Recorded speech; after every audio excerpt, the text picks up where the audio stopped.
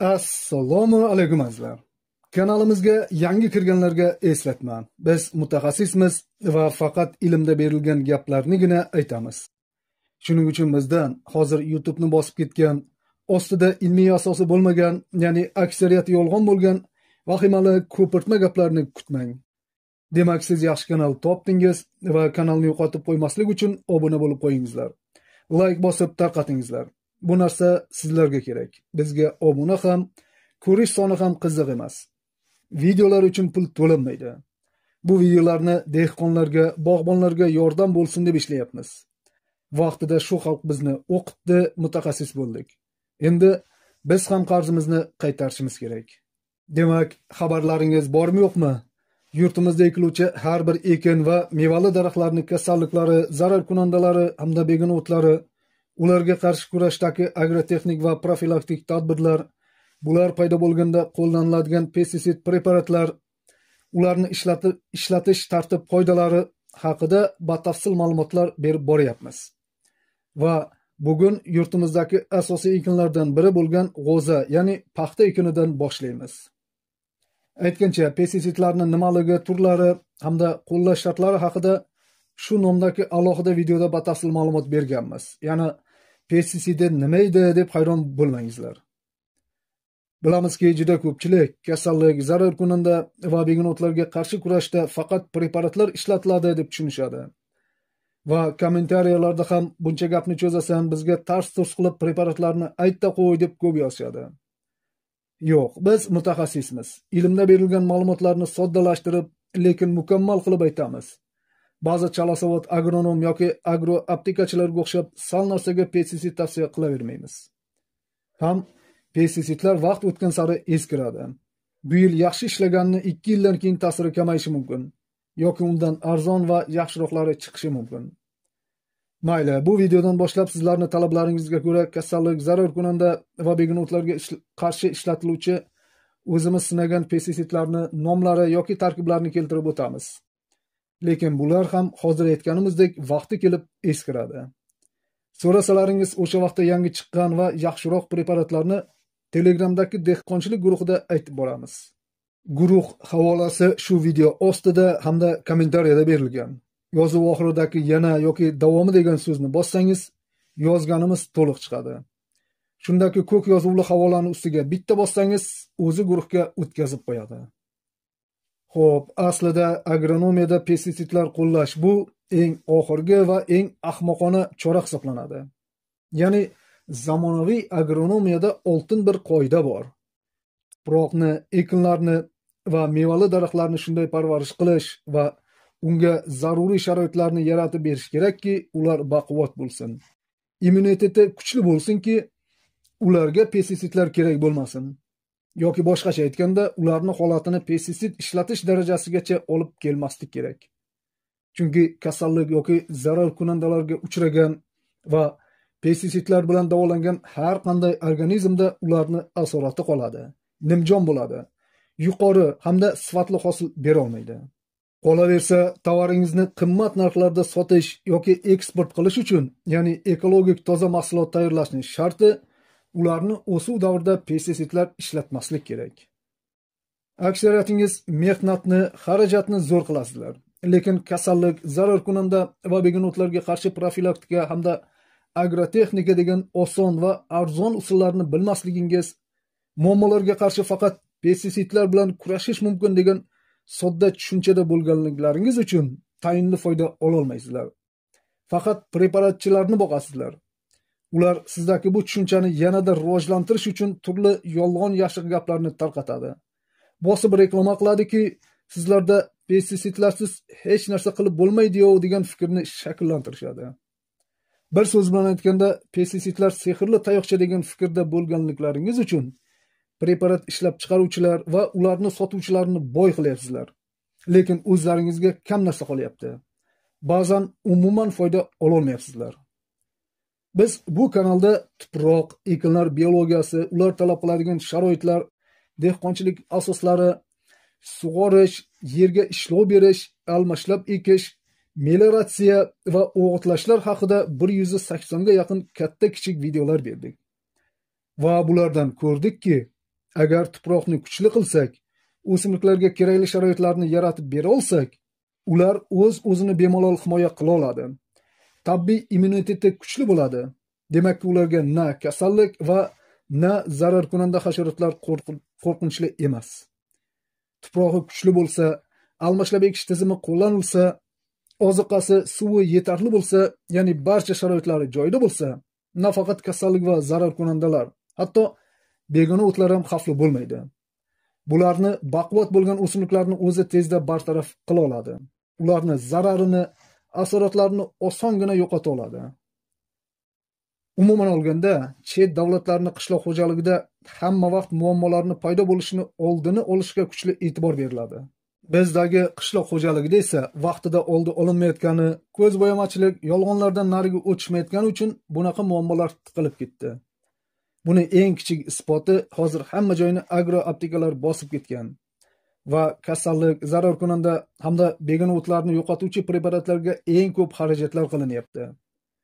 Agar bu xarajatlarni tuproqni kuchaytirishga, ekinlarga zaruriy sharoitlarni yaratib berishga sarflaganimizda edi, bizda bunchalik ko'p muammolar bo'lmasdi. To'g'ri, kasallik, zararkunanda va begona o'tlarni pestitsidlar bilan yo'qotish albatta ancha oson. To'g'ri qo'llanilsa bo'ldi. Biroq bu vaqtinchalik chora. Faqat bugunni o'ylash. Chunki kasallik, zararkunanda va begona o'tlar borgan sari ximikatlarga moslashib boradi. Natijada yanada ko'proq dozada yoki yanada ta'siri kuchliroq bo'lgan pestitsidlardan foydalanishga majbur bo'lamiz. Oqibatda mahsulot narxi oshadi. Yetishtirilgan mahsulotlar qimmat bo'ladi va qimmatligi uchun ham, ximikatga to'ydirganimiz uchun ham xalqni qarg'ishiga qolib yuraveramiz. Qolaversa, bu ximikatlarning ko'pi soxta chiqyapti. Ta'siri kam bo'lyapti. Haqiqiylari esa juda qimmat. Bu fikrlarimizni yanada aniqroq tushuntirish uchun tarixga bir qaraymiz. Ya'ni qadim zamonlarda odamlar ekinlar va mevali daraxtlarda kasalliklarning paydo bo'lishini va hosilni yo'qotilishini sirli narsa deb o'ylagan, ma'budlar yuborayotgan jazo deb tushungan. Lekin o'sha paytda ham bitta ikkita aqlliroqlari yaxshi o'g'itlangan va tuprog'i kuchli yerlarda o'sgan ekin va mevali daraxtlarda kasallik, zararkunanda hamda begona o'tlarni uchramasligi yoki juda kam bo'lishiga e'tibor qilishgan va buni sababini o'rganishga urinishgan. So'ng kuchsiz o'simliklar tez kasal bo'lishi yoki zararkunandalar tushishi yoki aksincha tuprog'i kuchli, yetarli oziqlantirilgan, to'g'ri parvarish qilingan, yeri yaxshi ishlangan hamda almashlab ekilgan o'simliklarda kasalliklar, zararkunandalar va begona o'tlar deyarli uchramasligini aniqlashgan. Ya'ni yuqorida aytilgan gaplar juda yangilik emas. Bular ming yillar oldin kashf qilingan. Bizda esa hali ham kasallik yoki zararkunandalarni ko'payib ketishini yilni kelishidan deb o'ylaydigan dehqon va bog'bonlar ko'p. To'g'ri, yilni bularga qulay kelishi ham bor narsa, lekin kasallik, zararkunanda va begona o'tlar yil qanday bo'lmasin kelaveradi. Ularni kuchayib ketishi va zararni katta bo'lmasligini hal qilish, oldini olish esa bizning qo'limizda. Demak, kasallik, zararkunanda va begona o'tlarga qarshi kurashda eng samarali va arzon hamda hosilni yuqori qiluvchi choralar bu agrotexnik va profilaktik tadbirlar hisoblanadi. Ya'ni bu tadbirlar to'liq va to'g'ri bajarilsa, siz qimmatga tushuvchi preparatlarni deyarli yoki umuman ishlatmasligingizga kafolat beraman. Preparatlar qo'llash bu boya aytganimizdek agronomiyadagi eng ahmoqona chora hisoblanadi. Chunki ilmsiz dehqon yoki bog'bon ekinlarni kasallantiradi yoki zararkunanda hasharot va begona o'tlarga bostirib qo'yadi. Chunki ular profilaktik va agrotexnik tadbirlarning nimaligini, foydasini bilmaydi. Agar bularni bilsa edi va to'g'ri qilsa, preparatlarga hojat qolmas edi. Eng zo'ri esa bu tadbirlar to'liq qilinsa, hosil eng yuqori, sifatli va uni tannarxi, ya'ni yetishtirish xarajatlari kam bo'ladi. Demakki, rentabillik, ya'ni sof foydamiz maksimal bo'ladi. Preparatlar esa qimmat bo'lgani uchun mahsulot tannarxi oshib ketadi. Yomoni preparatlar kasallik, zararkunanda va yoki begona o'tlarni ular tushgach to'liq ololmaydi. Noto'g'ri qo'llanilganda esa deyarli befoyda bo'ladi. To'g'ri qo'llanilganda ham ular hosilni oshirmaydi. Shunchaki kasallik, zararkunanda va begona o'tlarni yo'qotishi mumkin. Lekin ekin yoki daraxtlarga bular tushgach, ming zo'r preparatlar bilan davolansa ham baribir hosilning bir qismi yo'qotiladi. Hosil bir muncha sifatsiz bo'ladi. Demak, yuqoridagilardan xulosa shuki, biz ekin yoki daraxtlarimizga kasallik, zarur kunanda va begonotlarni tushirmay turib, ularni profilaktik va agrotexnik tadbirlar bilan oldini olishimiz kerak ekan. Shundagina mehnatimiz, xarajatimiz bizga katta foyda keltiradi. Agrotexnik tadbirlar degani shu ekin yoki mevali daraxtlarni yetishtirishdagi qilinadigan ishlar majmui. Masalan, yerlarni to'g'ri va o'z vaqtida haydash oldi organik, fosforli, kaliyli va zarur bo'lsa yuvilmaydigan azotli o'tlar berish, ekish oldi ham shu o'tlarni yana keragicha berish, yerni ekishga to'g'ri tayyorlash, sifatli urug' yoki ko'chatlarni ekish muddatini to'g'ri tanlash, ekinzor yoki bog' yerini yumshoq saqlash, masalan, yoppasiga ekilgan ekinzor bo'lsa, to'g'ri vaqtni tanlab baranalash yoki sanchilib ishlovchi motigalardan foydalanish, qatorlab ekilgan bo'lsa, kultivatsiya va chopiq qilish, to'g'ri va o'z normasida sug'orish, o'suv davrida o'sha ekin yoki daraxtlarni talabidan kelib chiqib o'g'itlashlar, bargidan suspenziya qilish va boshqa barcha ishlarga aytiladi. Bu ishlar to'g'ri va to'liq bajarilsa, o'simlik baquvvat bo'lib rivojlanadi, immuniteti kuchli bo'ladi. Demakki, ular o'ziga tushgan kasallik yoki zarar kunandani oson yengadi. Hatto begonotlarni ham qisib qo'yib, ularni rivojlanib ketishiga yo'l qo'ymaydi. Qolaversa, bu ishlar to'g'ri bajarilsa, kasallik, zarar kunanda va begonotlar bo'lganda ham ular iqtisodiy zarar bera olmaydi. Preparatlar ishlatishga hojat qolmaydi. 5-10% zarari esa olingan yuqori hosil evaziga kompensatsiya qilinadi. G'o'zadagi agrotexnik tadbirlarni shu kanalda berilgan paxta yetishtirish degan 3 soatlik 40 minutlik videoda batafsil aytganmiz. Profilaktika qilishdagi preparatlarni esa kasallik, zarar kunanda va begonotlarni turiga qarab, o'rni kelganda maydalab aytib ketaveramiz.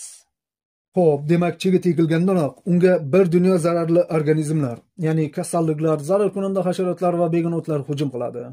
Yoki boyagi agrotexnik tadbirlarni to'g'ri qilmaslik, xususan g'o'za ekiladigan yerlarni noto'g'ri tayyorlash, asosiy o'g'itlarni yetarli va to'liq tarkibda bermaslik, masalan, shudgor oldi, ekish oldi va ekish bilan birga organik o'g'itlar, fosforli va kaliyli o'g'itlarni kam berish yoki umuman bermaslik, urug'larni yaxshisini topmaslik yoki yaxshilab dorilamaslik, o'z muddatida va to'g'ri chuqurliklarda ekmaslik, noto'g'ri sug'orishlar, ya'ni yo o'z vaqtida sug'ormaslik yoki bostirib 3 kunlab suv quyish hamda azotli o'tlarni haddan ziyod ko'p berishlar g'o'zani yo nimjon qilib qo'yadi yoki beso'naqay o'stirib g'ovlatib yuboradi.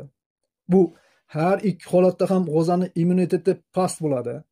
Yuqumli kasalliklarga tez chalinadi. Zarar kunanda va begonotlarga oson yengiladi. Bu aytilganlar kasallik, zarar kunanda va begonotlarni kuchayib ketishini sabablaridir, paydo bo'lishini emas. Ya'ni bular hamma vaqtdan paydo bo'laveradi. Ularning infeksiyasi tuxumlari urug'larda, tuproqda, havoda, hasharotlarda saqlanadi va yil qulay kelishi bilan bu kasallik hamda zarar kunandalar tarqalib ketaveradi. Lekin boya aytilgan agrotexnik tadbirlar to'g'ri bajarilsa, bu kasallik, zarar kunanda va begonotlar katta zarar bera olmaydi.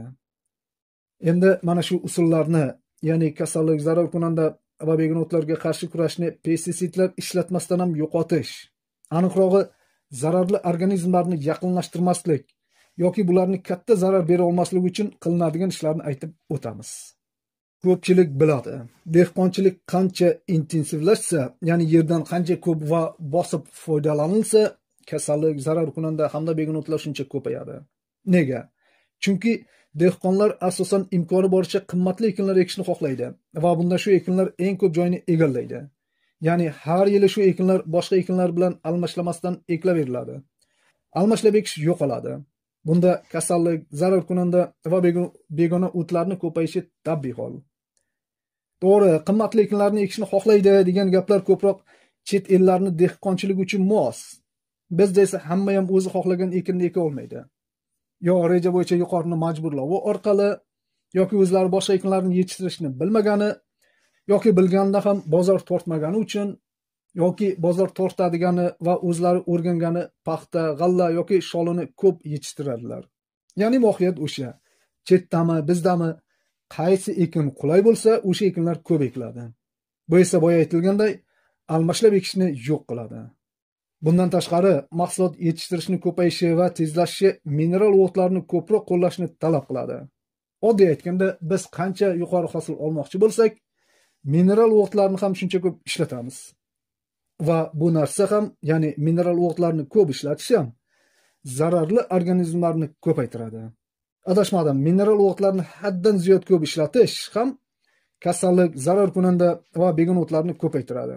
Shuning uchun mineral o'g'itlarni ko'p bermoqchimisiz, uni organik o'g'itlar bilan birga ishlatish kerak. Ayniqsa azotli o'g'itlarni ko'p berishda unga mos holda fosforli va kaliyli o'g'itlarni ham berish kerak. Shunda ko'p berilgan azotli o'g'itlarning zarari neytrallanadi va hosil yuqori bo'ladi. Zararli organizmlar xavf tug'dirmaydi. Umuman, kasallik, zarar kunanda va begonotlardan himoyalashda bitta yoki ikkita usulni o'zi yetmaydi. Ya'ni bulardan samarali va arzon himoyalash uchun barcha ishonchli usullar birgalikda kompleks qo'llanishi kerak. Bularni nimaligini hozir batafsil aytamiz. O'simliklarni himoyalash choralari ikkita katta guruhga bo'linadi. Birinchisi profilaktik, ya'ni kasallik, zarar kunanda va begonotlarning paydo bo'lishi hamda tarqalishini oldini olishdir. Bunga fan tilida fitosanitar choralar deyiladi. Ikkinchisi terapevtik, ya'ni davolovchi choralar. Profilaktik choralar infeksiya manbalarini, ya'ni kasallik qo'zg'atuvchi mikroblarni yoki zarar kunanda tuxumlari va begonotlarning urug'larini hamda ularning ko'payish materiallari bo'lgan generativ organlari, masalan, ildiz poyalarini yo'qotishga asoslangan bo'ladi.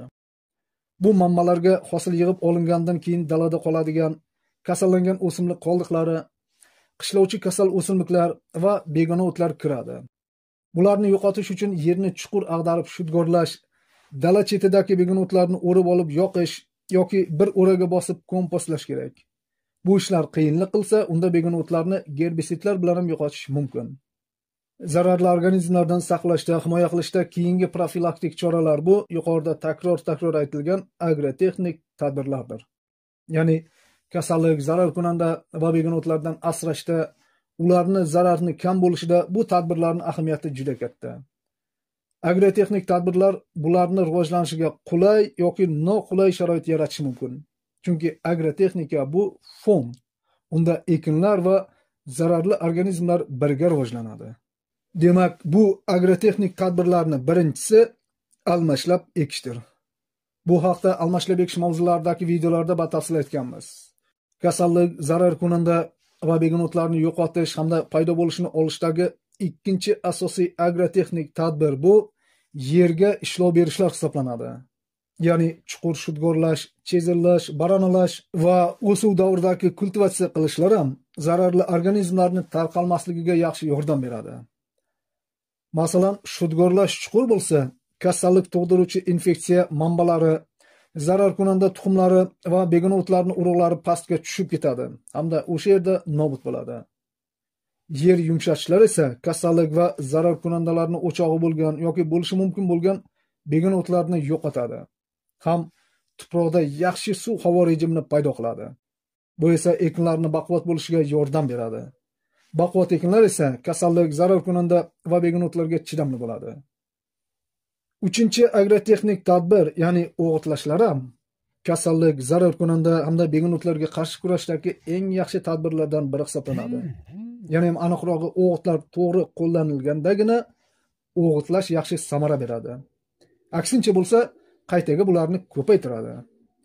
Masalan, tuproqda azot ko'p bo'lganda ekinlarning kasallik, zarar kunanda va begona o'tlarga moyilligi oshadi. Chunki yashil massaning ko'pligi bularning rivojlanishiga qulay sharoit yaratadi.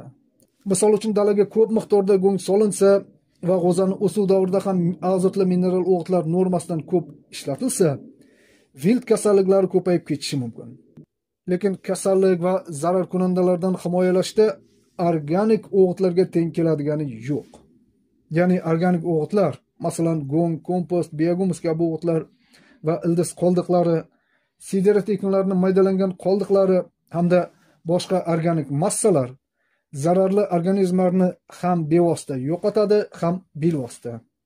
Ya'ni organik o'g'itlar tuproqda foydali mikroorganizmlarni ko'paytiradi. Ular esa mikroblarni qiradi. Bulardan tashqari, tuproqda fosfor, kaliy, oltin gumurt kabi makro va mezoelementlar hamda zaruriy mikroelementlarning yetarli bo'lishi ham ekinlarni zararli organizmlarga chidamli qiladi. Umuman olganda, to'g'ri va to'liq tarkibdagi o'g'itlashlar kasallik, zararkunanda va begonotlar yetkazgan zararni kompensatsiyalaydi.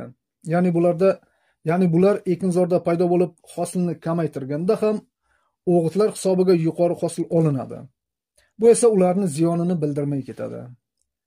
Lekin adashtirmaslik kerak, o'g'itlar preparatlarga o'xshab zararli organizmlarni yo'qotuvchi vosita emas, balki ekinlarni baquvvat qilish orqali ularni immunitetini mustahkamlab, bularga qarshi kurash qobiliyatlarini kuchaytiradi.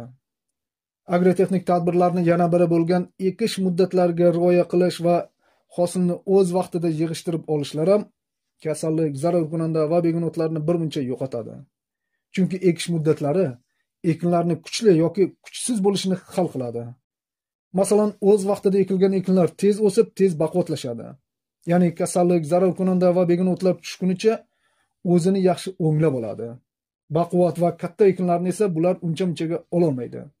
Ham bu ekinlarning hosili yuqori bo'ladi, ham balandroq yig'ib olinadi. Endi g'o'zada uchraydigan zararkunanda hasharotlar haqida gaplashamiz. O'zbekistonda g'o'zani keng tarqalgan zararkunandalari bular: o'rgimchak kana, g'o'za biti, g'o'zani katta yashil biti, ya'ni shiralar, tamaki tripsi, qandala, turli xildagi tunlamlar, ya'ni ildiz qurti va ko'sak qurtlardir.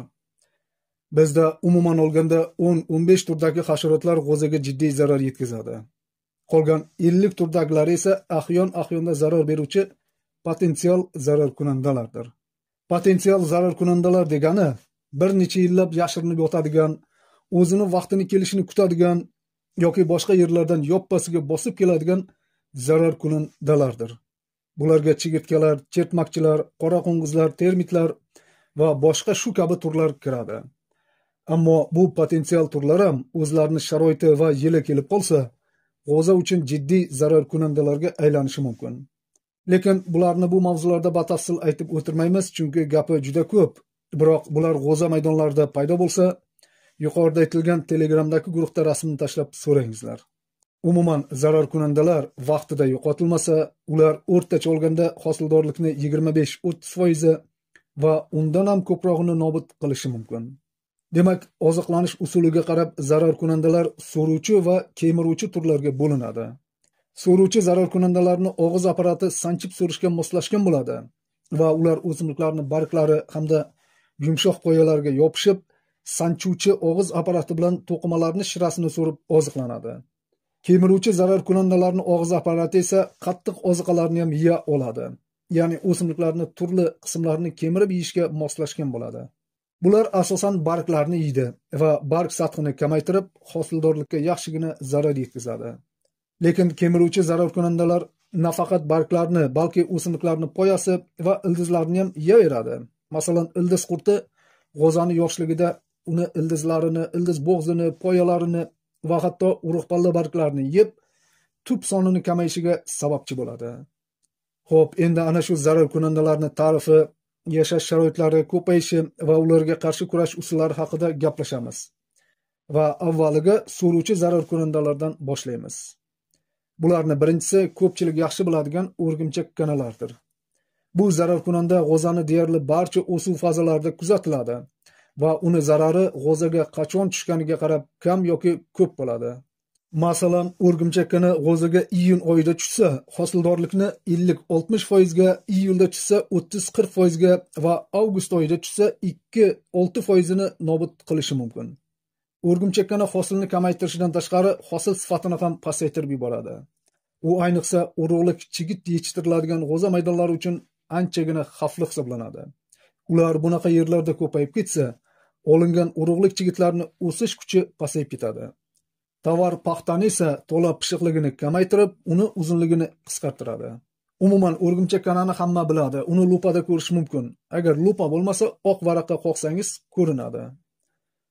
O'rgimchak kana barcha rivojlanish fazalarida g'o'zani bargini ostki tomonida yashaydi. Zararlangan barglar, hatto butun o'simlik ham kuchli zararlanganda ingichka kulrang o'rgimchak iplari bilan o'ralgan bo'ladi. O'rgimchak kana tushgan barglar ustida dastlab mayda qo'ng'ir dog'lar paydo bo'ladi. Keyinchalik ular tutashib, barglarning usti yoppasiga qizg'ish qo'ng'ir rangga kiradi va bu barglar keyinchalik to'kilib ketadi. O'rgimchak kanani bir martalik rivojlanishi issiq vaqtlarda, masalan yozda 8-12 kun, agar havo salqin kelsa, masalan bahor va kuz oylarida 20-30 kun davom etadi. O'rgimchakkana tuxum qo'yib ko'payadi. O'zbekiston sharoitida zararkunanda yiliga 12 tadan to 29 martagacha nasl berishi mumkin. Urg'ochisi qishlash davrida sovuqqa chidamli bo'ladi. Ular harorat -29 gradusga yetsagina batamom qirilib ketadi. O'rgimchakkana o'zi oziqlangan o'simliklarning qoldiqlarida, tuproqning yuza qavatida, uvatlarda, yo'l yoqalarida va tut daraxtlarida qishlaydi. O'rgimchakkana erta bahorda harorat +5, +10 gradusga yetganda, ya'ni fevral-mart oylarida qishlashdan chiqib, dala atrofidagi begona o'tlar va daraxtlarda rivojlanadi, hamda aprel-may oylarida g'o'zaga o'tib boshlaydi. O'rgimchakkana salqin va yog'ingarchilik ko'p bo'lgan yillarda kuchli rivojlana olmaydi. U issiq, qurg'oqchil sharoitlarni yaxshi ko'radi, hamda shunaqa yillarda uni zarari ayniqsa kuchli bo'ladi. Lekin o'rgimchakkananing ham tabiiy kushandalari ko'p. Ular bilan 20 dan ortiq yirtqich hasharotlar oziqlanadi. Biroq bu kushandalar o'rgimchakkana bilan uyg'un rivojlanmaydi. Ya'ni o'rgimchakkana g'o'zaga tushganidan 15-20 kun o'tgach, uni kushandalari ekinlarga o'tib boshlaydi va shu orada zararkunanda hosilga bir muncha shikast yetkazishi mumkin.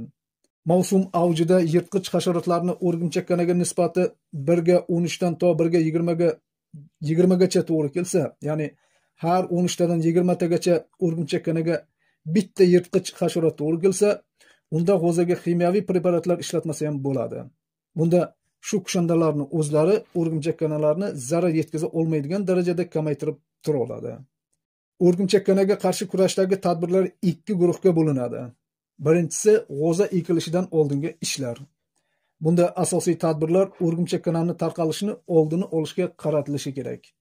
Ya'ni bo'sh va partov yerlarni o'zlashtirish, g'o'zani makkajo'xori bedekinlari bilan almashlab ekish, tut daraxtlarini iloji boricha g'o'za maydonlarini atrofiga ekmasdan maxsus plantatsiyalarga yoki g'o'za maydonlaridan uzoqda joylashgan ariq yoki kanallarning bo'yiga ekish kerak.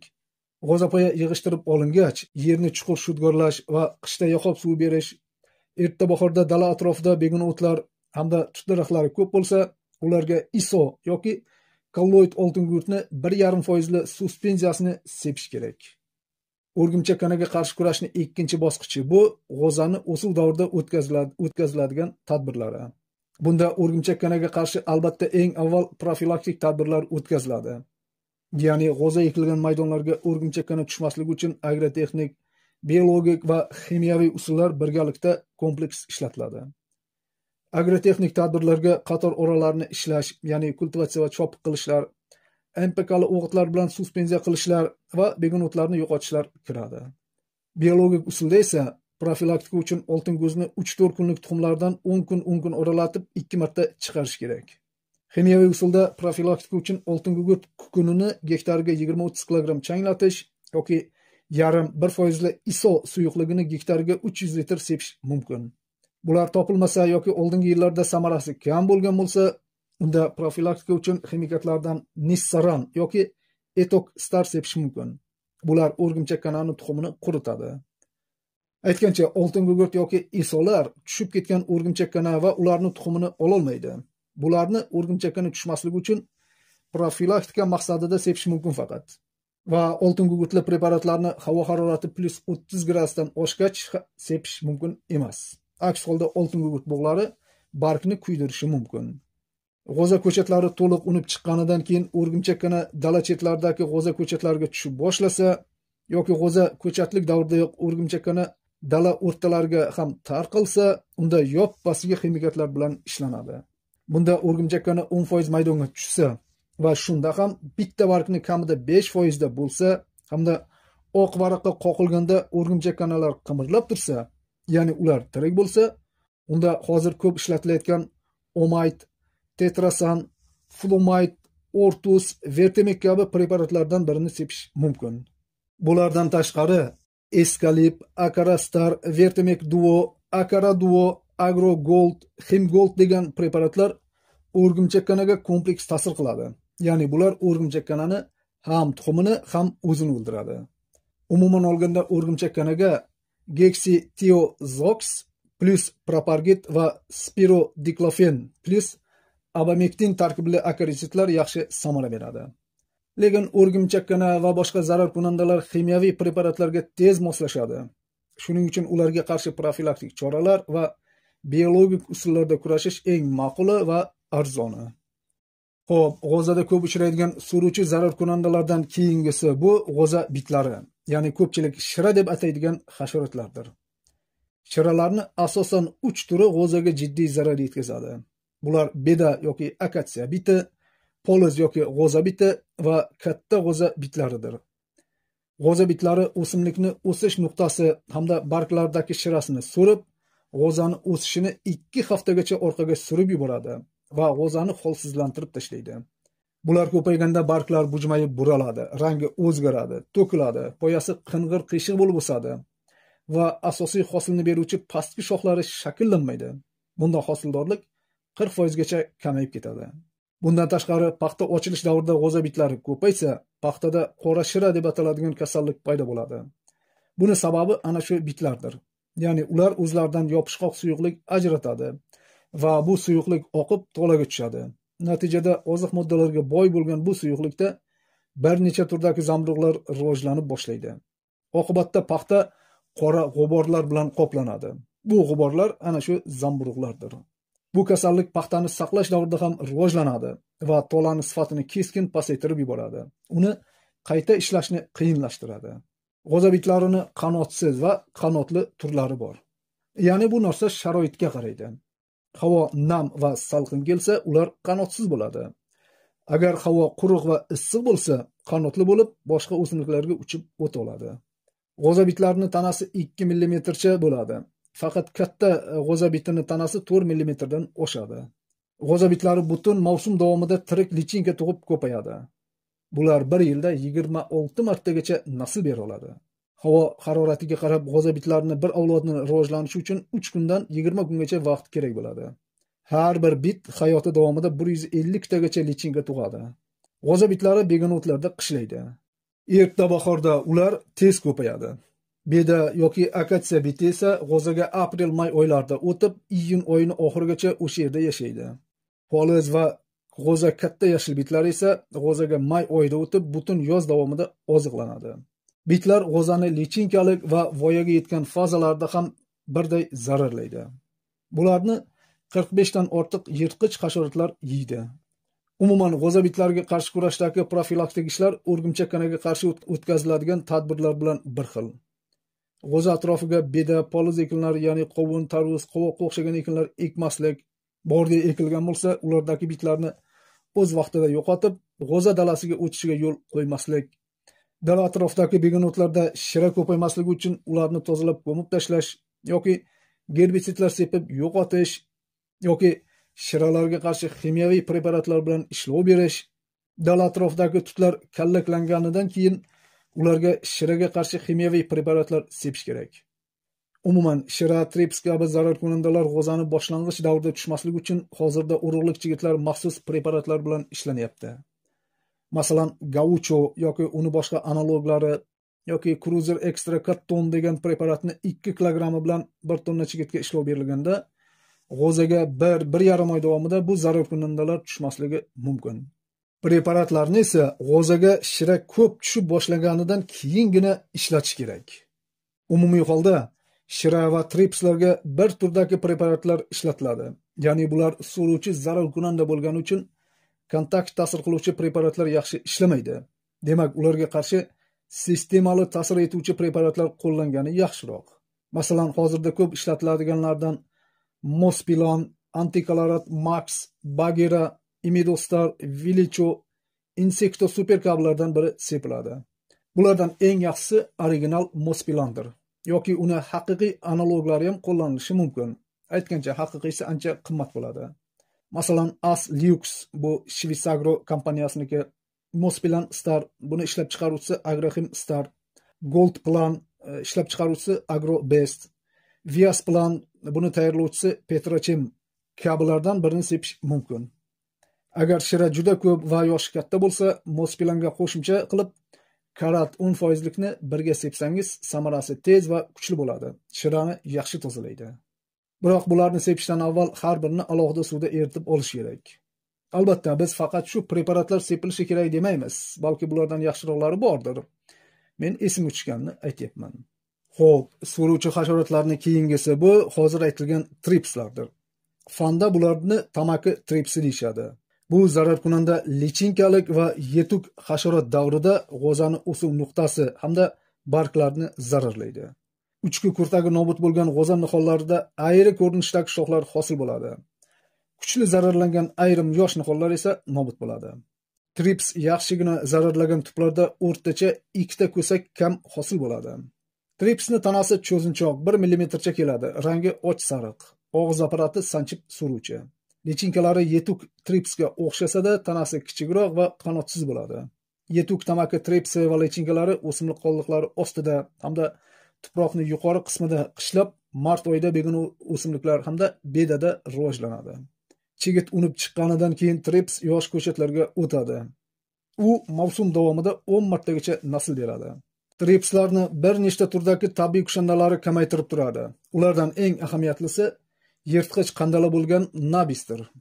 Nabis faqatgina tamaki trips bilan emas, balki o'simlik bitlari, kanalar, fitonomus va ko'p turdagi tunlamlarning tuxumlari hamda kichik yoshdagi qurtchalari bilan ham oziqlanadi. Tamaki tripsiga qarshi kurash choralari o'rgimchakkana va g'o'za bitlariga qarshi tavsiya qilingan agrotexnik hamda oldini olishdagi tadbirlar bilan bir xil. Ximikatlarni esa boya g'o'za bitida aytdik. Demak, keyingi so'ruvchi hasharot bu qandaladir. G'o'za maydonlarida qandalalarning 20 dan ortiq turi aniqlangan. Lekin bularning orasida dala qandalasi deb ataladigan turi g'o'zaga katta zarar yetkazadi. Bu zararkunanda g'o'zaga shonalash paytidan boshlab zarar beradi. Ular erta bahorda asosan jag'jaq, sariq o't, otquloqqa o'xshash begona o'tlarda rivojlanib, g'o'zani shonalash davrida juda ko'p miqdorda g'o'za maydonlariga uchib o'tadi va g'o'zani barglari, shonalariga tuxum qo'yib ko'paya boshlaydi. Sharoit yaxshi bo'lsa, juda tez rivojlanadi. Bu davrda paydo bo'lgan qandala lichinkalari va yetuk hasharotlari g'o'zani shonalari, gullari hamda ko'saklardagi shirani so'rib oladi hamda yaxshigina zarar yetkazadi. G'o'zada dala qandalasi may oyidan boshlab avgust oyigacha ko'payib boradi. Kuchli zararlangan shonalar, gullar va mayda tugunchalar batamom to'kilib ketadi. Qandala zararlangan ko'saklarda botiq qora dog'lar paydo bo'ladi. Mayda ko'saklari qing'ir qiyshiq bo'lib, vaqtidan ilgari ochilib qoladi va tolasi yetilmaydi. Zararkunanda keng tarqalgan maydonlarda g'o'za hosili 60% gacha kamayadi. Dala qandalasini tanasi uzunchoq, uzunligi 3-4 mm, rangi yashil va yelkasida uchburchak qora dog'i bor. Zararkunanda kuzda asosan shuvoq o'simligida to'planadi. Yetuk hasharotlari turli xil o'simlik qoldiqlarini ostida qishlaydi. Bir mavsumda 3-4 marta nasl beradi. Bularni yo'qotish uchun erta bahorda jag'jaq, sariq o't, otquloq, sho'ra va boshqa begona o'tlarni muntazam ravishda yo'qotib turish, kuzda zararkunandalar shuvoqqa to'planishini hisobga olib, bu o'tlarga kimyoviy preparatlar sepish kerak. G'o'zaga dala va beda qandalalarni o'tishini asosiy sababi birinchi sug'orishni kech o'tkazishdir. Shu sababli bu sug'orishni o'z vaqtida o'tkazish kerak. Va bunda tuproqni haddan tashqari zaxlab ketishiga yo'l qo'ymaslik kerak. Zarur bo'lsa, ya'ni qandala ko'payganda, masalan 30% dan yuqori zararlanish kuzatilsa, unga qarshi ta'sir etuvchi moddasi fipronil bo'lgan adonis, agranil yoki tarkibi achetamiprid va liamda sigatlarin bo'lgan karachiduo yoki mospilanga karatni qo'shib birgalikda qo'llash yaxshi samara beradi. Yoki imidacloprid extra original, membrasi, Hemidor, Ecuador, Espero, Lorder kabi preparatlardan birini sepish ham mumkin. Agar g'o'zada qandaladan tashqari yana boshqa zararkunandalar ham bo'lsa, unda ba'zi preparatlar ularni ham bir yo'la oladi. Masalan, Fos Shans, Alkor kabi preparatlar nafaqat qandalaga, balki ko'sak qurti, tripis va shiralar uchun ham ishlaydi. Yoki Apollon, Demiotat kabilar qandalaga qo'shib oq qanotni ham yo'qota oladi. Insektor super degani qandala va shiralar uchun. Umuman agroaptekadan g'o'zada shunaqa zararkunandalar birga tushgan deb so'rasangiz, o'zlari zararkunandalarning turiga qarab preparatlarni aytishadi. Faqat tavsiya qilingan preparatlarni qo'llanmasini erinmay o'qib chiqing. U yerda qaysi zararkunandalarga va qancha dozalarda ishlatish kerakligi aniq qilib yozilgan bo'ladi. Lekin eng ma'quli preparatlarni sotib olishdan avval yuqorida aytilgan Telegramdagi guruhda bir so'rangizlar. Biz o'sha vaqtdagi eng yaxshilarini aytamiz. Bekorga xarajat qilmangizlar.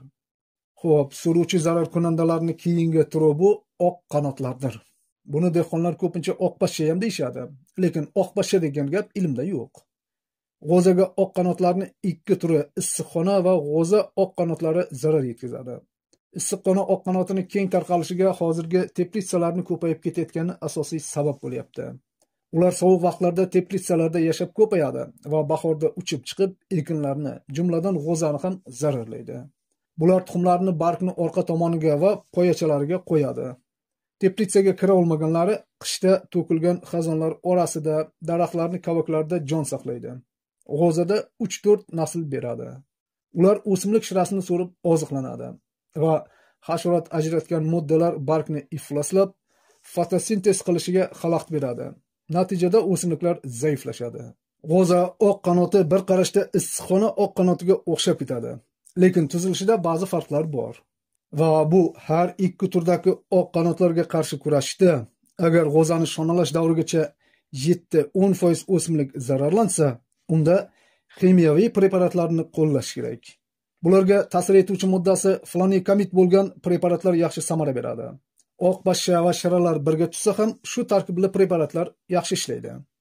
Masalan, TP2, Floka Extra yoki boshqa tarkiblardan Mospilan kabi preparatlar yaxshi samara beradi. Agar oq pashshani o'zi bo'lsa, Koreyani Padan yoki Bayer firmasining Calypso degan preparatlari ham yaxshi. Agar ximikatlar ishlatilsa, ishchi suyuqlik bargni orqa tomoniga tegishi kerak. Chunki oq pashshalar asosan bargni orqa tomonida yashaydi. Buning uchun changitib sepadigan agregatlar, masalan, OVH kabi agregatlar ishlatilishi kerak. Tabiiy kushandalari sifatida olting'o'z lichinkalari va ixtisoslashgan enkarziya yirtqich hasharotlardan ham foydalanish mumkin. Xo'p, endi g'o'zada uchraydigan kemiruvchi zararkunandalar haqida gaplashamiz. Bularning birinchisi kuzgi tunlam, ya'ni ildiz qurtidir. Buni ko'pchilik yaxshi biladi. Ildiz qurti yoki ilmiy nomi kuzgi tunlam g'o'za maydonlarida keng tarqalgan, lekin ular g'o'zadan tashqari yana 150 dan ortiq o'simliklarga ham zarar yetkazadi. Aslida yosh ildiz va poyalarni kemiradigan tunlamlarning turi ko'p. Masalan, undov tunlami, yovvoyi tunlam, ipsilon tunlami va hokozalar. Lekin biz bularni hammasini aytib o'tirmaymiz, chunki bularning zarari ana shu ildiz qurtiniki kabi bo'ladi. Faqat ko'rinishi sal boshqacha bo'lishi mumkin. Demak, ildiz qurtlarining zarari unib chiqayotgan chigitdan boshlanadi. Ya'ni ular shu vaqtda tuproq ichida mavjud bo'lsa, chigitni unib chiqayotgan murtagini shikastlaydi. So'ng urug' palla barglarni, yosh o'simliklarni ildizlarini, ildiz bo'g'zi yaqinidagi poyalarni, ba'zan esa nihollarning yer ustki qismini ham butunlay kemirib yeydi. Shikastlangan o'simliklar nobud bo'ladi. Tub soni esa siyraklashib ketadi. Qurtlar yoppasiga ko'paygan yillarda maysalar kuchli siyraklashib ketadi. Hatto bu maydonlarni buzib qayta ekishga to'g'ri keladi. Lekin g'o'za 5-6 chimbar chiqargach, ya'ni shonalash davriga o'tib, poyani ostki qismi dag'allashgandan keyin ildiz qurti ularni kemirishga ojizlik qiladi. Shuning uchun qurtlar ertagi qilib ekilgan g'o'zaga nisbatan kechki ekilganlarni ko'p zararlaydi. G'o'za erta ekilganda katta yoshdagi qurtlar paydo bo'lguncha 5-6 ta chimbar chiqarishga ulguradi va ular deyarli shikastlanmaydi. Qurtlar agar bevosita dalani o'zida bo'lmasa, dastlab dala chetlaridagi begona o'tlar bilan oziqlanib, keyin madaniy o'simliklarga o'tadi. Katta yoshga kirgan qurtlari g'o'za dalasida, uvotlar va yo'l yoqalarida, bedapoyada, poliz ekinlari va Makka jo'xori maydonlaridagi tuproq ostida 5-15 sm chuqurlikda qishlaydi. Asosan mart oyida, bahor salqin kelganida esa aprel oyining boshlarida tuproqning yuzasiga ko'tarilib, 3-6 sm chuqurlikda beshikcha yasab, shu yerda g'umbakka aylanadi. Kapalaklari aprel-may oylarida uchib chiqqanidan keyin bir necha kun o'tgach tuxum qo'yishga kirishadi va tuxum qo'yish uchun o'tlari siyrak, ayniqsa tez qiziydigan qumoq hamda qumli tuproqli dalalarni tanlaydi. Tuxumlarini ko'pincha yosh it uzumli ko'chatlariga qo'yadi. Lekin agar it uzum bo'lmasa, boshqa o'simliklarni ildizlarni yoniga va tuproqning yuzasiga ham qo'yib ketishi mumkin. Bunda ko'pi bilan 2000 ta, o'rtacha esa 500-600 dona tuxum qo'ya oladi. Tuxumlardan havoni haroratiga qarab 3-7 kun ichida mayda, to'q, kulrang qurtchalar chiqadi. Boshida bu qurtchalar barglarning orqa tomonida bo'lib, shu barg bilan oziqlanadi. Keyin tuproqqa tushadi. Qurtlar kunduzi begona o'tlarning ostidagi tuproqning yuza qavatida berkinib, kechalari tuproq yuzasiga chiqadi va o'simliklarni yer ostki hamda yer ustki qismlarini zararlaydi. Shu chiqqan vaqtlarda ular parazit va yirtqich hasharotlarga yem bo'lishi mumkin. Qurtlar tuproq ichida 30-40 kun yashaydi va shu vaqt davomida 5 marta po'st tashlaydi. 6-yoshdagi qurti to'liq oziqlanib bo'lgach, tuproqdagi inida g'ombakka aylanadi.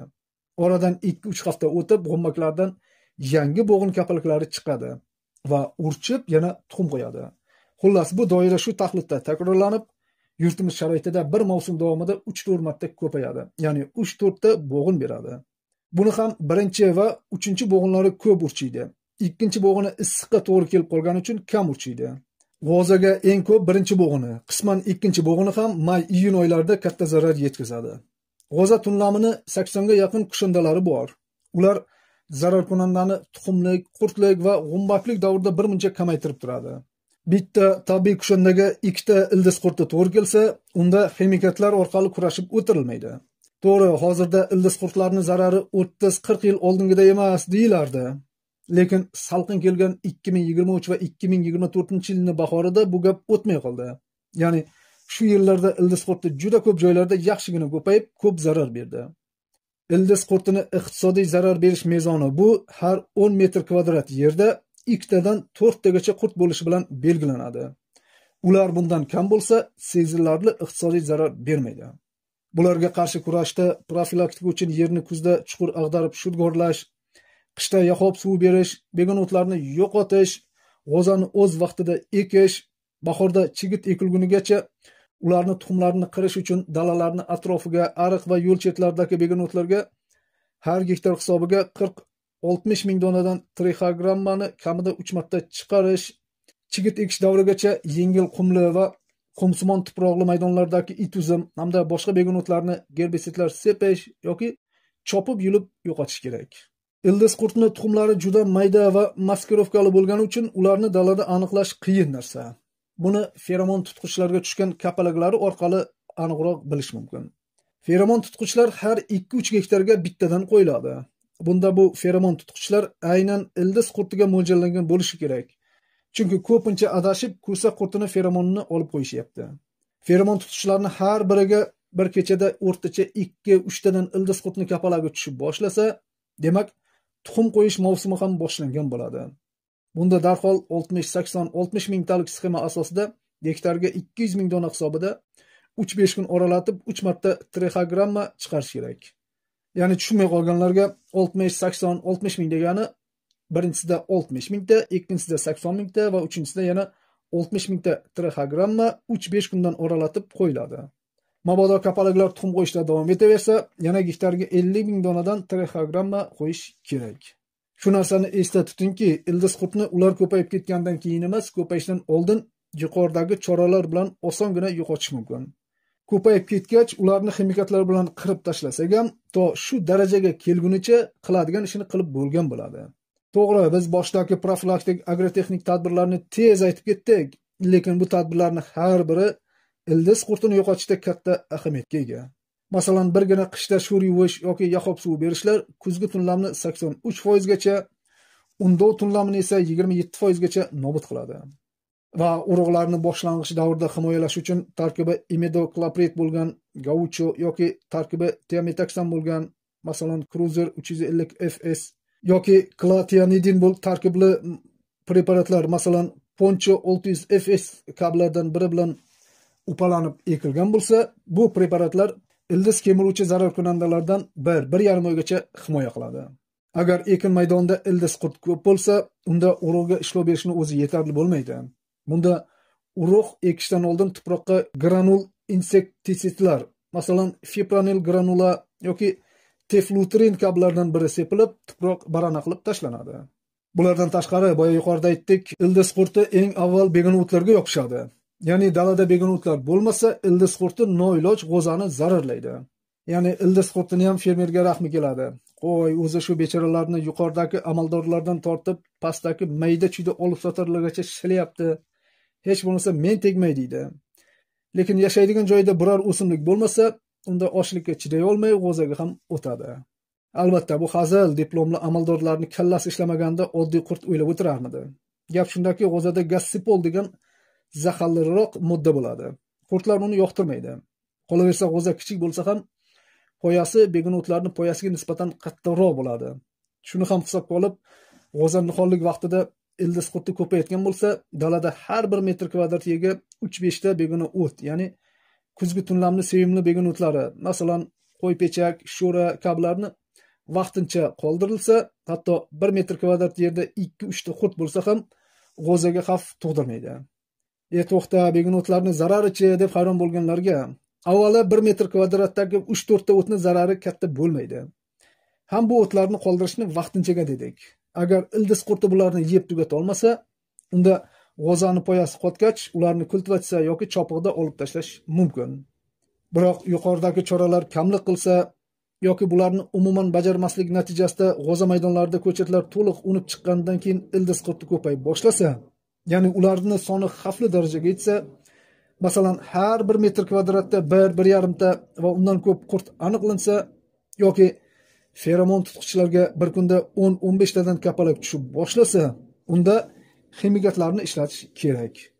Umuman olganda, ildiz qurtiga ta'sir qiluvchi moddasi 1 deltametrin, 2 deltametrin plus emamektin benzoat, 3 tiometaksam, 4 tiometaksam plus emamektin benzoat, 5 sipermetrin plus xlorpirifos bo'lgan preparatlardan birini olib, kechki soat 9:30-10lardan keyin sepish kerak.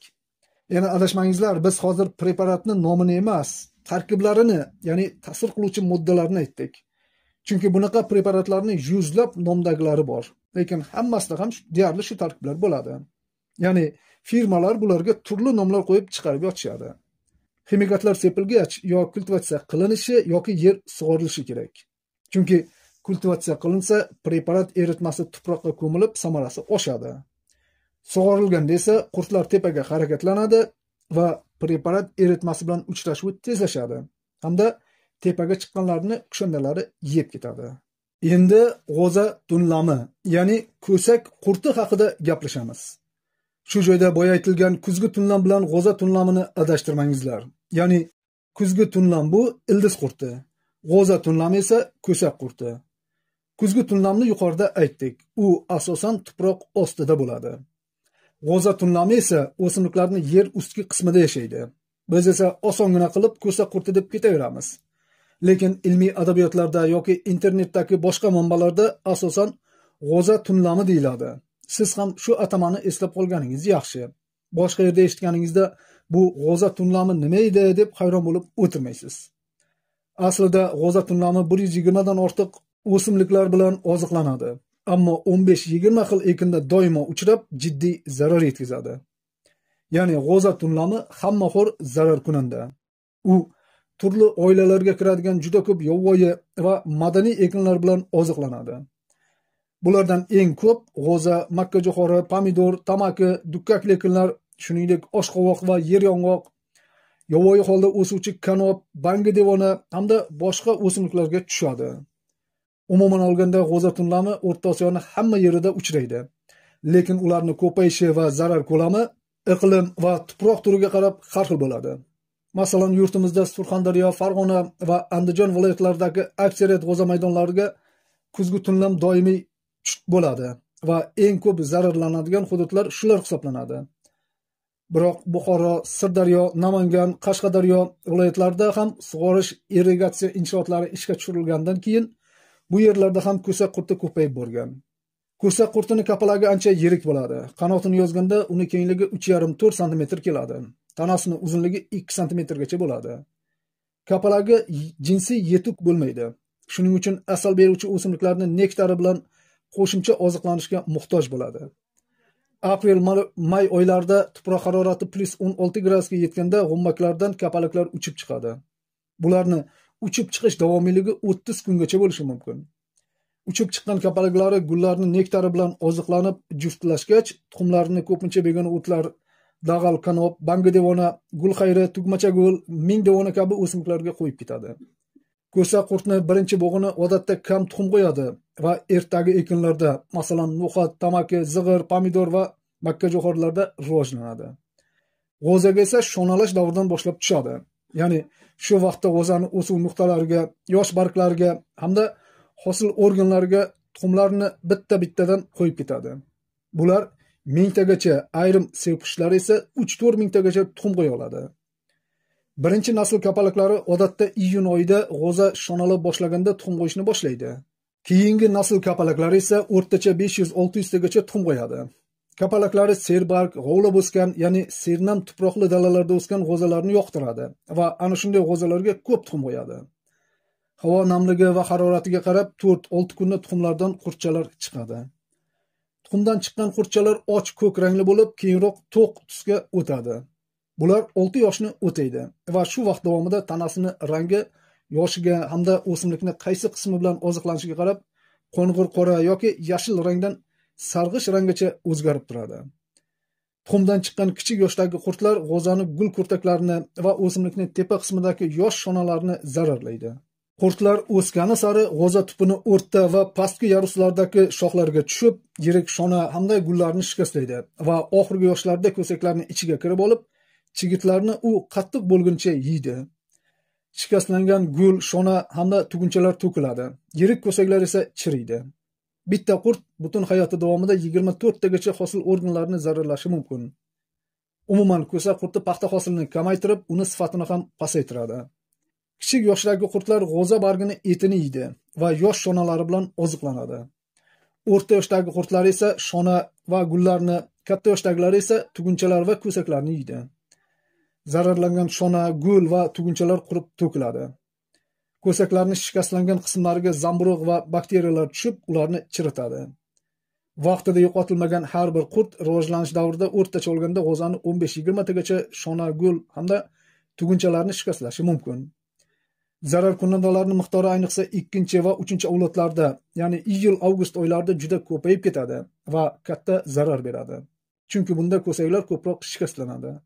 Qurtlar voyaga yetgach, ya'ni to'liq oziqlanib bo'lgach, g'o'za qator oralaridagi tuproqqa tushib, tuproqni 5-12 sm chuqurligida in yasaydi va shu yerda g'umbakka aylanadi. Ba'zan tuproqdagi inidan tashqarida, masalan, g'o'za po'choqlari va boshqa o'simlik qoldiqlarida ham g'umbak shaklida qishlab chiqadi. Yoki ko'sak va makkajo'xori sutasini ichida ham g'umbaklashi mumkin, lekin bu narsa kamdan kam hollarda bo'ladi. Ko'sak qurtini bir avlodi o'rtacha 30-40 kun yashaydi va 3-5 bo'g'in, ya'ni 3 tadan to 5 tagacha avlod beradi.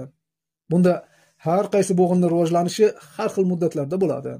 Masalan, mavsum boshida g'o'za tunlamini birinchi bo'g'ini nisbatan uzoq vaqt rivojlanadi. Yoz o'rtalarida jazirama issiq ta'sirida esa uni rivojlanishi jadallashadi. Avgust va sentyabr oylarida harorat pasayishi bilan yana sekinlashadi. Umuman olganda, ko'sak qurtini to'liq rivojlanish davri, ya'ni tuxumdan kapalakka aylangunicha 30-40 kun vaqt o'tadi. G'o'za tunlami asosan g'o'za, makkajo'xori, pomidordan bo'shagan dalalarda, shuningdek ularga qo'shni paykal va uvatlarda g'umbak shaklida qishlab qoladi. Ko'sak qurtiga qarshi kurashishda bir qancha usullar bor. Bular vaziyatga qarab o'tkaziladi. Bilasizlarmi yo'qmi, aslida g'o'za ekinini ko'sak qurti uncha yoqtirmaydi. Ya'ni g'o'za ular uchun yaxshi oziqa emas. G'o'za tarkibidagi gassipol degan modda ularni ham ishtahasini bo'g'adi. Ko'sak qurti uchun madaniy ekinlardan makkajo'xori, pomidor, no'xat hamda yer yong'oqlar sevimli o'simliklar hisoblanadi. Shuning uchun bunday ekinlarni iloji boricha paxta dalalariga qo'shni qilib ekmaslik kerak. Ya'ni bu ekinlardagi qurtlar avval ularga, keyin esa paxta dalalariga o'tadi baribir. Bu ekinlarni g'o'za yoniga ekmaslikning hech iloji bo'lmasa, unda bu ekinlarga tushadigan ko'sak qurtlarga hushyor bo'lish va ularni o'sha joyning o'zida vaqtida yo'qotib turish kerak.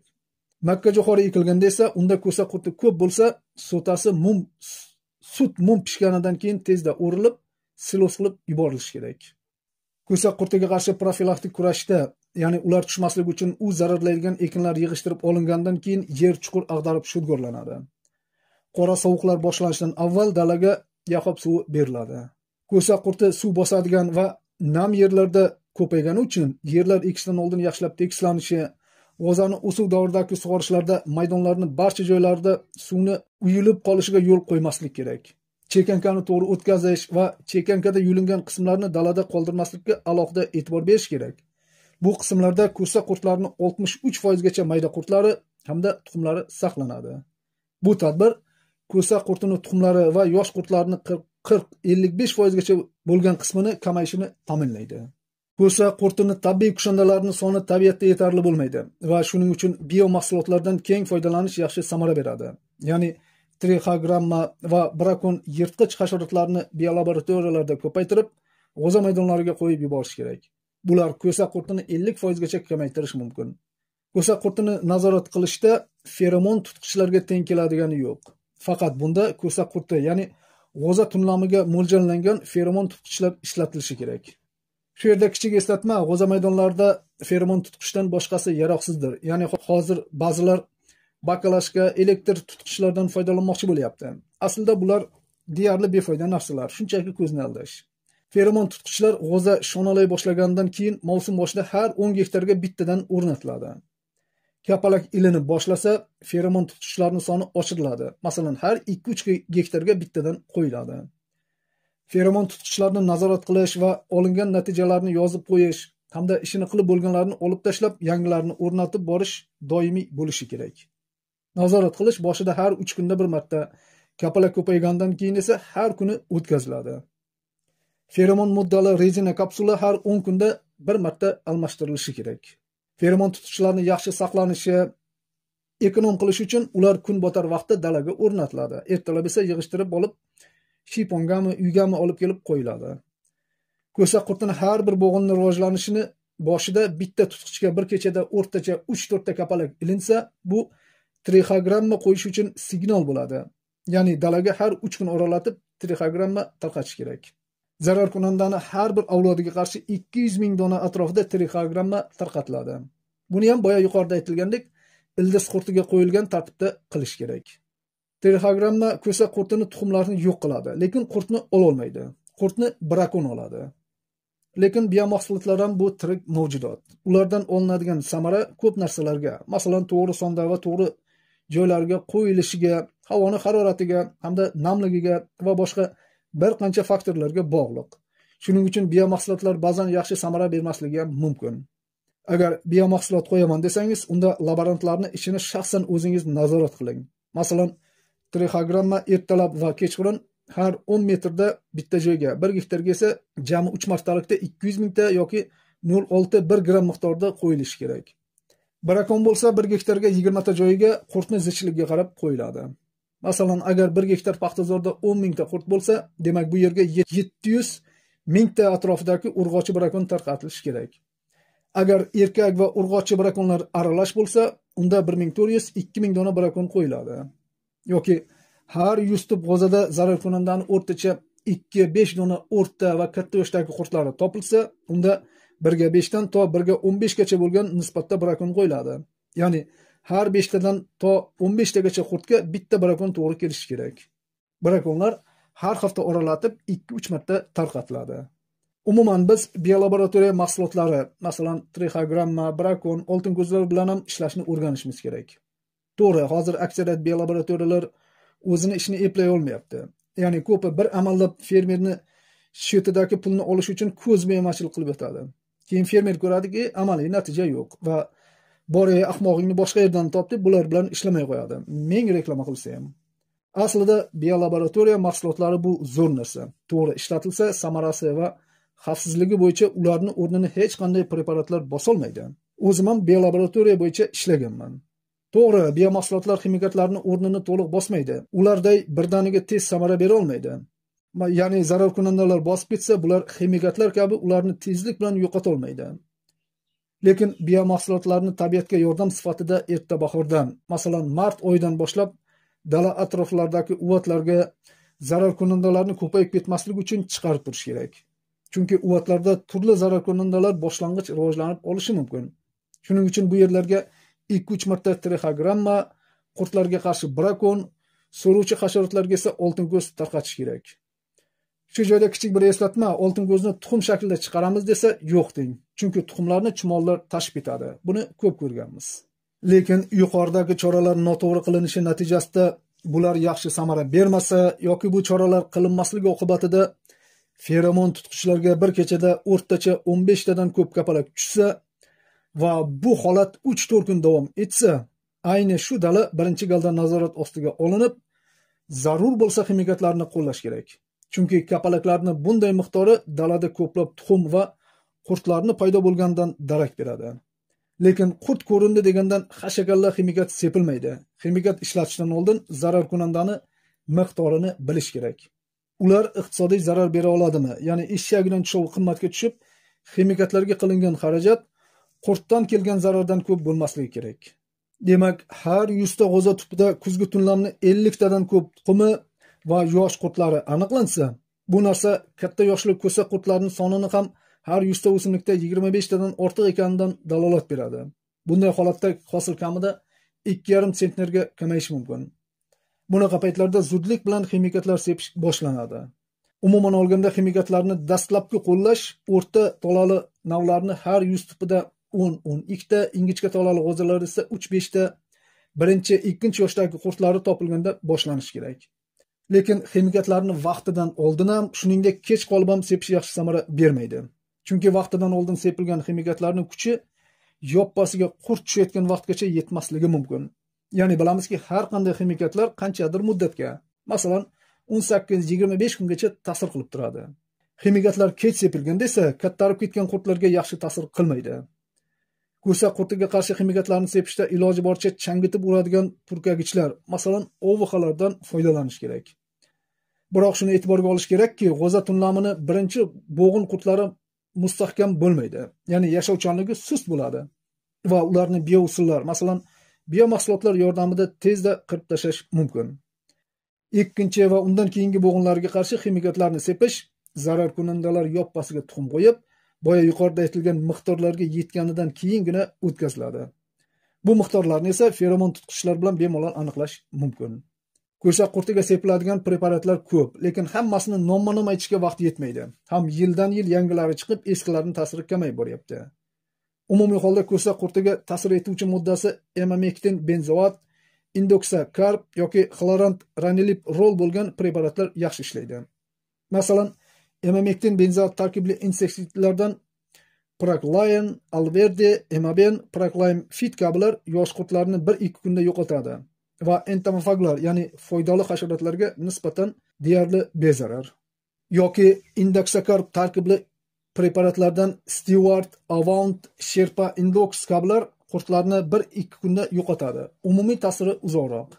Yoki Xlorant Ranilip Roll tarkibli insektisidlardan Karagen, Fertera, Premio, Valium, Targo kabilar tuxumdan chiqqan yosh qurtlarga va katta qurtlarga ham kuchli ta'sir qiladi. Himoya muddati esa ancha uzoq bo'ladi. Albatta, bular hozirda ko'p ishlatilayotgan va samarasi yuqori bo'lgan gold standart preparatlar. Narxlari ham ancha qimmat. Lekin sotuvda shu tarkiblardan biri qo'shilgan yuzlab har xil nomdagi preparatlar bor. Yuqoridagilar topilmasa yoki juda qimmat bo'lsa, unda Telegramdagi guruhga yozingizlar. O'sha vaqtdagi arzon va samarali bo'lganlarning ro'yxatini beramiz. Umuman, g'o'za tunlamidan tashqari yana beda tunlami, ming devona tunlami, shuvoq tunlami, nubegara tunlami, metal tusli tunlamlar kabi zararkunandalar ham joyiga qarab ozmi ko'pmi zarar berishi mumkin. Lekin bularni hozir ta'riflab o'tirmaymiz, chunki bularga qarshi kurash usullari ham xuddi g'o'za tunlamidagiday bo'ladi. Aniqrog'i bular ko'paysa ham, siz ularni g'o'za tunlami deb o'ylab, yuqorida aytilgan ishlarni qilib yuboravering. Xo'p, endi barg zararkunandasi bo'lgan Caradrina, ya'ni barg qurt haqida ma'lumot beramiz. Bu zararkunanda 70 dan ortiq madaniy ekinlarni zararlaydi. Caradrina bizda hamma joyda tarqalgan bo'lsa-da, Qoraqalpog'iston, Xorazm va Buxoro viloyatlarida ko'p uchraydi. Bu zararkunanda har 4-7 yilda bir marta to'satdan ko'payib qoladi va juda kuchli rivojlanib, bir mavsumdayoq katta maydonlarni egallaydi. Hamda dehqonchilikka kuchli zarar yetkazadi. Shuning uchun bu zararkunanda haqida batafsilroq gapiramiz. Caradrina hammaxo'r hasharotdir. U o'simliklarni 100 dan ortiq turi bilan oziqlanadi. Lekin g'o'za, beda, tamaki, qandlovlagi, no'xat, makkajo'xori, kartoshka, sabzavot va boshqa madaniy ekinlarni hamda yovvoyi o'simliklarni, masalan, olabuta, qo'ypechak, yovvoyi toji xo'roz, it uzum va boshqa ko'pgina begunotlarni kuchli shikastlaydi. Bu zararkunandani birinchi yoshdagi qurtchalari barg etini yeb, tomirlarni qoldiradi. Oxirgi yoshdagilari esa barglarni butunlay yeb tugatadi, poyalarni kemiradi, hatto hosil organlarini, shuningdek ko'sakni ham teshib tashlaydi. G'o'zaga yoshlik davrida tushsa, uni butun yer ustki qismini yeb bitiradi. Karadrinani kapalaklari erta bahorda, ya'ni mart oyidan boshlab ucha boshlaydi va kech kuzgacha uchishini davom ettiradi. Karadrinani boshqa tunlamlardan o'ziga xos belgilariga qarab ajratib olish qiyin emas. Kapalaklari nisbatan kichik bo'ladi, ya'ni bo'yi 11-13 mm, qanotlari yozilganda 23-24 mm keladi. Bahorda kapalaklari jinsi yetilmagan holda uchib chiqadi va gullarni nektari bilan qo'shimcha oziqlanishga muhtoj bo'ladi. Qishlab chiqqan birinchi kapalaklari to'liq oziqlangach, ularni har bittasi 2000 tagacha, undan keyingi bo'g'indan chiqqanlari esa 300 tadan 600 tagacha tuxum qo'ya oladi. Tuxumlari yumshoq, ko'kish sariq rangda, sadafsimon tusda tovlanadi. Diametri 0,5 mm keladi. Qo'yilgan tuxum asta-sekin qorayib boradi va qurt chiqishiga 3-4 kun qolganda butunlay qorayib qoladi. Qurti kulrangdan to'q yashilgacha tovlanadi. Katta yoshdagi qurtini bo'yi 3 cm keladi. Tanasi siyrak tukchalar bilan qoplangan. Ikkinchi yoshgacha bo'lgan qurtlari barglarda to'p-to'p bo'lib turadi va jadal oziqlanish natijasida barglarni ilma-teshik qilib tashlaydi. 3-marta tullaganidan keyin o'simlik bo'ylab yerga tushadi va harakatlanib atrofdan oziq izlaydi. Agar beda maydonlari g'o'za dalasiga yaqin bo'lsa, unda karadrina bilan zararlangan beda o'rib olingandan keyin ular g'o'za maydonlariga ko'chib o'tishi mumkin. Kunni jazirama issiq vaqtlarda qurtlarning ko'p qismi yer betiga tushib, tuproqning yoriqlariga va kesaklarning tagiga kirib oladi. Qurtlarni ana shu xususiyatiga ko'ra ularni zaharlangan yem bilan yo'qotish mumkin. 16-22 kun mobaynida 6 yoshni kechirgan qurtlar o'simlikdan yerga tushadi va 5-15 cm chuqurlikda belanchak yasab, o'sha yerda g'umbakka aylanadi va o'sha yerda qishlab qoladi. G'umbagining bo'yi 10-15 mm sarg'ish qo'ng'ir rangda bo'ladi. G'umbaklik davri 8-10 kun davom etadi. O'zbekiston sharoitida karadrina, ya'ni barg qurtlari yiliga 5-6 avlod, ya'ni 5-6 ta bo'g'in beradi. Odatda birinchi nasli begona o'tlarda va bedada rivojlanadi. Keyingi avlod esa g'o'zaga o'tadi. Qurtlarni qushlar va yirtqich hasharotlar ancha-muncha yo'qotib turadi. Karadrinaga qarshi kurashda profilaktika uchun yuqorida aytilgan ko'sa qurtiga mo'ljallangan ishlarni to'liq qilish kerak. Bulardan tashqari qo'riq va bo'sh yerlarni o'zlashtirish, begona o'tlarni, ayniqsa sho'ra, qo'y pechaklarini muntazam yo'qotib turish, bahor va yoz oylarida beda, lavlagi ekinlarini kuzatib turish kerak va ularda karadrina ko'paysa, g'o'zaga o'tmasdan turib ekinlarni sug'orish hamda preparatlar bilan yo'qotish kerak. Agar g'o'za maydonlarida ham karadrina ko'paysa, shu ishlarni qilish kerak. Agar har bir tup g'o'zada bitta ikkita qurt aniqlansa yoki bitta bargni taxminan 10% zararlangan bo'lsa, unda ximikatlarni sepish kerak. Umuman, ko'sa qurtiga mo'ljallangan ximikatlar karadrinani ham oladi. Masalan, karadrina bor yerda shira ham bo'lsa, bularni bir yo'la yo'qotish uchun mospilan sepish mumkin. Barg qurtini o'zi bo'lsa, unda Avant, Detis, Nureld, Sumi Alfa degan preparatlar ham yaxshi ishlaydi. Xo'p, yuqoridagilar asosiy zarar kunandalar, lekin g'o'zaga zarar keltiruvchi hasharotlarning turi ko'p. Masalan, chigirtkalar, chirildoqlar, buzoqboshlar, qarsildoq qo'ng'izlar va hokazo. Bular ma'lum yerlarga, masalan, tog' oldi zonalarga yoki lavmi yerlarda uchraydi, yoki vaqti bilan, ya'ni sharoiti to'g'ri kelib qolsagina barcha yerlarga tushishi mumkin. Lekin yoppasiga ko'payib ketsa, bularning zarari katta bo'ladi. Biroq ularni bu videoda batafsil aytib o'tirmaymiz, chunki gapi juda ko'p. Bordi g'o'za ekadigan maydonlaringizda shu kabi zarar kunandalarni aniqlasangiz, darhol Telegramdagi guruhimizga rasmlarni tashlang. Chorasini aytamiz. G'o'za zarar kunandalarga qarshi kurashdagi usullarni aksariyatini boya yuqorida aytdik, lekin yodlaringizda mahkam qolishi uchun umumiy va qisqa qilib yana bir bor eslatib ketamiz. Demak, bularning birinchisi agrotexnik tadbirlar, ya'ni almashlab ekish, kuzgi shudgor va shudgordan oldin mineral hamda mahalliy o'tlar berish, nam to'plash uchun qishki yahob suvini quyish, yerlarni tekislash, chigitni o'z vaqtida ekish, o'suv davrida mineral o'tlarni to'g'ri nisbatlarda berish, sug'orish muddatlari va normalariga qat'iy amal qilish. Ikkinchisi biologik kurash, ya'ni zarar kunandalarni turli yirtqich qishindalarni ko'paytirib dalaga qo'yib yuborish va biologik preparatlardan foydalanish. Uchinchisi, ximiyaviy preparatlarni qo'llash. Bular zararkunandalar keltiradigan iqtisodiy zarar yuqori bo'lishi kutilganda ishlatiladi. Xo'p, video juda cho'zilib ketdi, lekin baribir hammasini to'liq aytolmadik. Aytilmaganlarini va yuqorida aytilgan ma'lumotlarni aniq tushunmagan bo'lsangiz yoki preparatlarning nomlarini anglay olmay qolgan bo'lsangiz, unda boya aytilgan Telegramdagi dehqonchilik degan guruhimizga o'tib so'rangizlar. Preparatlarning nomlari, tarkiblari, retseptlarini va qo'llash tartiblarini yozma shaklda beramiz. Aksariyat savollarga o'zim javob yozaman. Ham bu videoda berilganlari umumiy ma'lumotlar. Sizdagi ekin yoki daraxtlaringizda kasallik, zararkunanda va begonotlar paydo bo'lsa, rasmlarni tashlangizlar. Aniq davo topish uchun avval aniq diagnoz qo'yish kerak. Aytgancha, bu videoda faqat g'o'za ekinni zararkunandalar haqida gaplashdik. Lekin sizga bundan tashqari yana g'o'zani kasallik va begonotlarga qarshi kurash bo'yicha ma'lumotlar kerak bo'lsa, bundan oldingi katta videoda bular to'liq berilgan. Video g'o'za ekinni kasallik, zararkunanda va begonotlarga qarshi kurash deb nomlangan. Yoki sizga g'o'zani faqat bitta zararkunandasi, masalan, faqat shira yoki ko'sa qurtini o'zi kerak bo'lsa, unda shira bo'yicha alohida, ko'sa qurti bo'yicha alohida, ya'ni g'o'zadagi barcha zararkunandalar hamda ularga qarshi kurash bo'yicha alohida mayda videolar ham beramiz. Albatta, bu sxema kasalliklar va begonotlarga ham taalluqli. Ya'ni g'o'zani har bir kasalligi va begonotlari haqida ham alohida kichik videolar tayyorladik. Kanalni videolar bo'limiga o'tib bemalol ko'rishlaringiz mumkin. Demak, shu bilan bu videoni yakunlaymiz. Keyingi videolarda ko'rishguncha xayr azizlar.